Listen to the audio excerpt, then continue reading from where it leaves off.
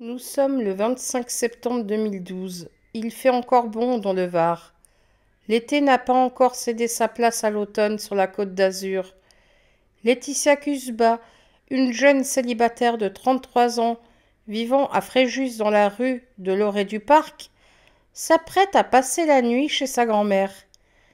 La vieille dame vit à Peymeinade, une commune des Alpes-Maritimes, située à une quarantaine de minutes de route de Fréjus.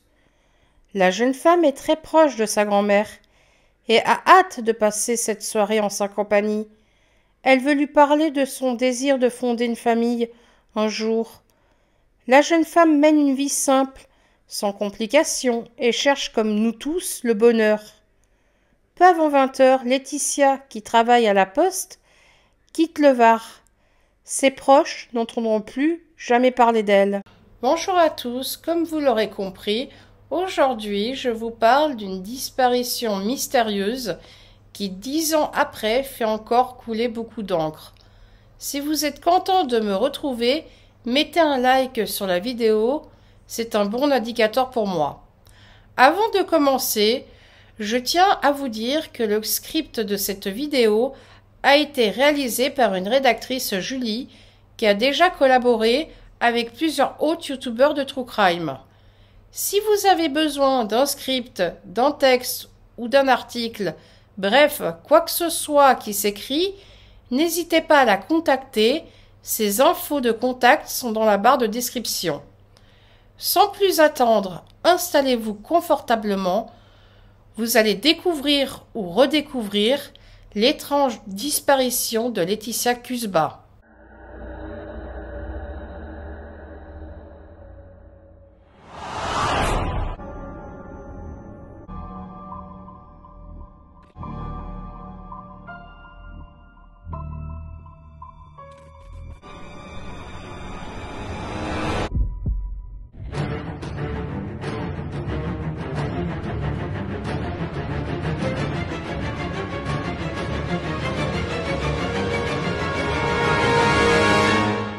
En début de soirée, peu après que le soleil a disparu, Laetitia monte dans sa voiture, une VV Polo noire. La jeune femme s'apprête à se rendre dans le département voisin en empruntant l'autoroute pour rejoindre le domicile de sa grand-mère. Dans sa voiture, elle emporte son sac à main et à baluchon, dans lequel elle a rangé quelques affaires de toilette et un pyjama léger. Elle a téléphoné à sa grand-mère un peu plus tôt, et cette dernière l'attend. Les deux femmes ont hâte de passer un peu de temps ensemble, comme elles en ont l'habitude. Mais ces habitudes vont être bouleversées ce soir. Dans la soirée, la grand-mère de Laetitia commence à trouver le retard de sa petite fille vraiment bizarre, et l'inquiétude monte. Sa mamie a essayé de la joindre sur son portable, mais celui-ci sonne dans le vide. La vieille dame pense tout de suite au pire. Laetitia a eu un accident de voiture sur la route entre Fréjus et Peymeinade, aux environs de 22 heures, à 120 km de là, en Italie. La police autoroutière italienne reçoit un signalement inquiétant. Une voiture circule à contresens sur une bretelle d'accès à l'autoroute au niveau de Sanremo et en direction de Vitimille. Ça se trouve à quelques kilomètres seulement de la frontière entre la France et l'Italie. Le véhicule est décrit comme une petite citadine de couleur foncée, manifestement de la marque VV, et immatriculée en France. Bien sûr, les policiers se mettent immédiatement en route. Une voiture qui roule à contresens sur l'autoroute peut causer bien des problèmes. Les forces de police veulent former un barrage et arrêter le conducteur de la voiture folle. Mais en réalité, il s'agit d'une conductrice. C'est une femme blonde qui se trouve à bord de la Polo et elle échappe au barrage. Le véhicule disparaît alors dans la nuit en direction de Bordighera. La ville est une commune typique de la côte ligure qui se situe à moins de 20 km de la frontière française. Et comme à Vitimille les habitants parlent souvent français, La présence d'une voiture française immatriculée dans la région Provence-Alpes-Côte d'Azur n'est donc pas surprenante. La VV noire et sa conductrice échappent au peloton autoroutier et c'est à 22h30 qu'une patrouille se trouvant sur le bord de mer à Bordighera remarque une Polo noire mal stationnée sur le bord de la route. Le véhicule est garé face au portail fermé d'une résidence de vacances au lieu-dit Madonna de la Rota. La Polo est fermée à clé, moteur éteint, mais les feux sont allumés. Aucun vandalisme n'est repéré sur le véhicule. Et la patrouille trouve cela étrange. Aucun signe d'agression ou d'accident ne vient corroborer la fuite éventuelle du conducteur suite à une rencontre malheureuse. Les policiers, pressentant sans doute, grâce à leur instinct de flic, une affaire louche, commencent immédiatement les prémices d'une enquête, une enquête qui, près de 10 ans plus tard, reste ouverte et irrésolue. À l'intérieur du véhicule, l'équipe découvre plusieurs éléments. Sur la banquette arrière se trouve un gilet de femme blanc. Sur le siège avant traîne une carte routière et au sol un téléphone portable a été abandonné. Le smartphone sur les tapis de sol pose question. C'est un indice qui laisse penser que son propriétaire n'avait pas l'intention de s'absenter longtemps. D'ailleurs, les feux de position restés en position allumée font pencher la balance de ce côté. Ou alors, il s'est déroulé un scénario bien plus sombre. La personne qui conduisait a fui, prise de panique, laissant tout derrière elle et oubliant, dans la confusion, d'éteindre les feux. Une seconde équipe est alors appelée en renfort pour retrouver le ou la propriétaire de la voiture française, mais sans résultat. Le gardien de l'immeuble donne le plein accès à la résidence aux équipes de recherche, mais les efforts restent hélas vains. En pleine nuit, trouver quelqu'un susceptible de se cacher ou une victime inconsciente est plus difficile qu'à la lumière du jour. Les autorités retrouvent malgré tout un sac de supermarché rempli d'effets personnels, un pantalon rouge, une chemise et un soutien-gorge. Le baluchon de fortune a été retrouvé sur le chemin qui mène à la plage depuis la route, laissant penser que la propriétaire de ces vêtements s'y serait rendue. Le lendemain, la famille de Laetitia, rongée par l'inquiétude, tente de mener sa propre enquête. Les proches appellent les hôpitaux et lancent des appels à témoins. La tante de Laetitia finit par alerter le commissariat de Fréjus. Dans la soirée, les autorités italiennes préviennent les services français. Une Française a roulé en contresens sur l'autoroute et sa voiture a ensuite été retrouvée. Comme vous l'aurez deviné, il s'agit du véhicule de la jeune Varoise. Pour la famille Cusba et ses proches, c'est le choc.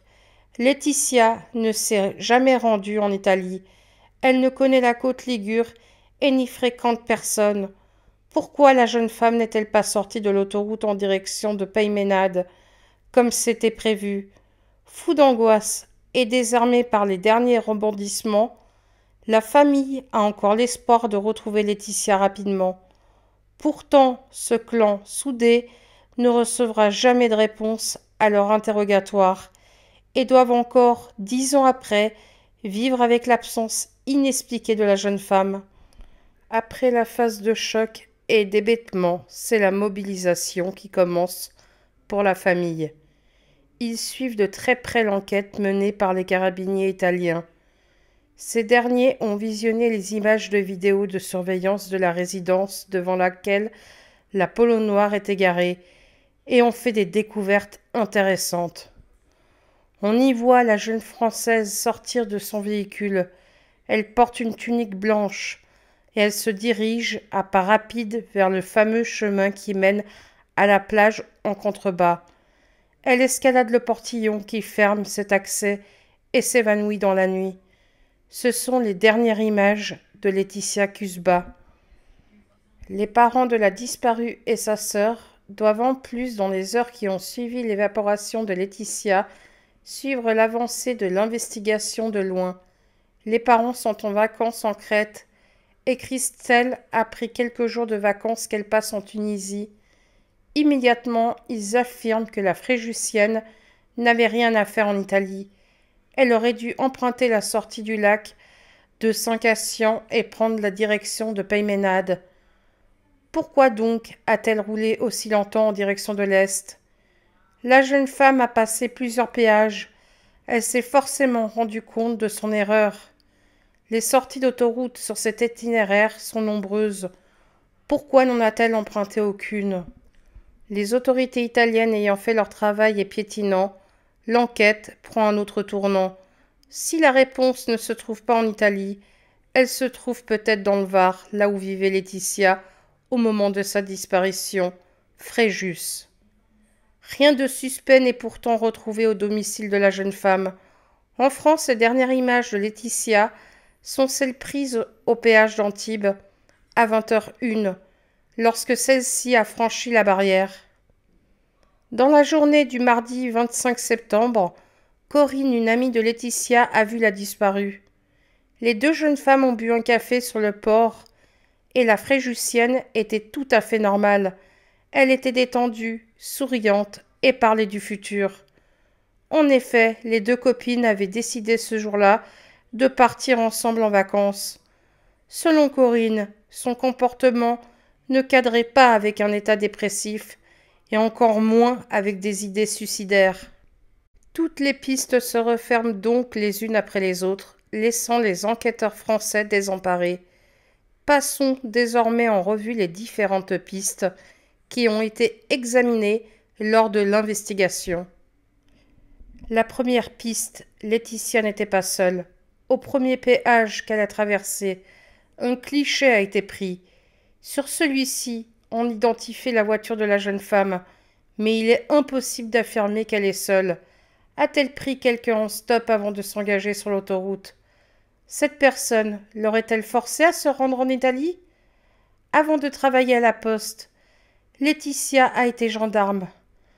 Pour ses parents, il est impossible que leur fille ait forcé de son plein gré un barrage de police ou décidé, en son âme et conscience, de rouler délibérément à contresens sur l'autoroute. S'agissait-il alors de signaux cherchant à montrer qu'elle n'était pas libre d'agir? La personne potentiellement présente a-t-elle pris la jeune femme en otage? Cette dernière est-elle toujours vivante, retenue captive à quelque part? La seconde hypothèse, le geste désespéré. Pour les autorités italiennes, la piste de la noyade se précise dès les premières heures. Mais s'agit-il d'une noyade accidentelle ou d'une volonté d'en finir? La police italienne souligne que Laetitia souffrait de dépression. Elle avait d'ailleurs repris 4 jours seulement avant cette funeste soirée rendez-vous avec son psy. Une seconde découverte donne du crédit à la piste du suicide. Plusieurs médicaments antidépresseurs et neuroleptiques ont été retrouvés dans la polo de la jeune Azuréenne. Un cocktail mal dosé aurait-il pu plonger Laetitia dans un état de dépression ou de confusion expliquant la noyade volontaire ou non? Pourtant, un élément tangible vient mettre à mal cette piste. Aucun corps n'a été retrouvé. Dans cette région de la Méditerranée, les courants sont consistants et les corps viennent systématiquement s'échouer sur les rochers. Il arrive parfois qu'un corps dérive et soit retrouvé à quelques kilomètres à l'ouest sur les côtes françaises. Pourtant, une décennie plus tard, la dépouille de Laetitia n'a jamais été découverte.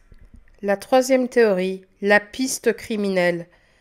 Peu de temps après la disparition de sa fille, Carmen Cusba fait une découverte majeure. La famille se rend très régulièrement à Bordighera, aux abords de la résidence de vacances. Sur la plage, à proximité, la mère de famille retrouve une tongue. C'est celle de sa fille. La chaussure est en parfait état. Elle n'a pas séjourné dans l'eau. Qu'est-ce que cela signifie? Pour tous, on dirait que la sandale a été posée là, comme pour attirer l'attention et délivrer un message. Autre fait troublant, peu avant 20h30, alors qu'elle se trouvait encore sur le sol français, la jeune femme a appelé un ancien amant. L'homme, un militaire qui a passé quelque temps avec l'ex-gendarme, était en fait marié et Laetitia a rompu en découvrant le poteau rose. L'épouse bafouée avait très mal réagi et s'était même montrée menaçante envers son mari. Malgré la situation conjugale de son ancien compagnon, les deux amants se sont revus. Le militaire avait d'ailleurs passé la nuit précédant la disparition de Laetitia chez elle. Lors de son appel, la jeune varoise tombe sur le répondeur. Elle y laisse un message involontaire de 3 minutes. Au début, on distingue des bruits de moteur. Puis à la fin, la jeune femme s'exclame « Au secours, je suis perdue, je suis perdue !» Le militaire a écouté le message de sa maîtresse vers 23 heures, alors qu'il finissait un exercice de tir à Montpellier. L'homme n'a jamais rappelé. Un autre témoignage tardif vient apporter une autre vision de l'affaire. Une Italienne était en vacances avec son fils dans la fameuse résidence devant laquelle Laetitia était garée. Cette dernière a insisté en italien sur la présence d'une paire de chaussures, sans pour autant en dire plus. C'est la tante de Laetitia qui a recueilli ce témoignage, en l'absence de la police. 8 mois plus tard, la famille Cusba retrouve la trace de ce témoin. La vieille dame semble très éplorée. Elle raconte avoir vu un homme le soir où la jeune Française a disparu. Ça l'a marqué, car l'homme était particulièrement bien habillé. Il portait des chaussures de ville très élégantes, ce qui semblait hors de propos pour parcourir le chemin escarpé qui menait de la route à la plage. Ces hypothèses semblent toutes viables, de prime abord, mais rien ne vient soutenir une piste plus que l'autre. Où se trouve Laetitia aujourd'hui? Est-elle encore en vie? À l'été 2022, quelques semaines avant de célébrer le triste anniversaire des 10 ans d'absence de Laetitia, l'enquête reste ouverte. Les seules conclusions que l'on peut tirer aujourd'hui, c'est que la jeune femme n'était pas dans son état normal. Elle semble particulièrement agitée et anxieuse sur les dernières images. S'agit-il d'un épisode maniaque, comme dans d'autres cas de disparition? Une crise psychiatrique soudaine peut entraîner des drames et laisse éternellement les proches confrontés aux doutes cruels. Pour les autorités françaises, l'hypothèse la plus vraisemblable est celle de la mauvaise rencontre. Les experts n'ont pas réussi à affirmer que Laetitia était seule dans la voiture lorsqu'ils ont étudié le cliché pris au péage d'Antibes. Son comportement agité prouverait qu'elle n'était pas dans son état normal. Sous la menace, la jeune femme aurait perdu pied. Bien sûr, je vous tiendrai au courant des avancées majeures de l'enquête en faisant des mises à jour en commentaires épinglés. Et vous, que pensez-vous de cette disparition pour le moins mystérieuse? Faites-moi part de vos impressions et théories en commentaire, mais soyez bienveillants, car la famille de Laetitia peut peut-être tomber sur cette vidéo et peut-être lire vos commentaires. Partagez aussi cette vidéo, car plus on en parle, plus il y a de chances peut-être un jour d'avoir un témoignage déterminant. Je vous remercie en tout cas d'avoir suivi cette vidéo jusqu'à la fin. Je vous dis à bientôt pour une nouvelle affaire.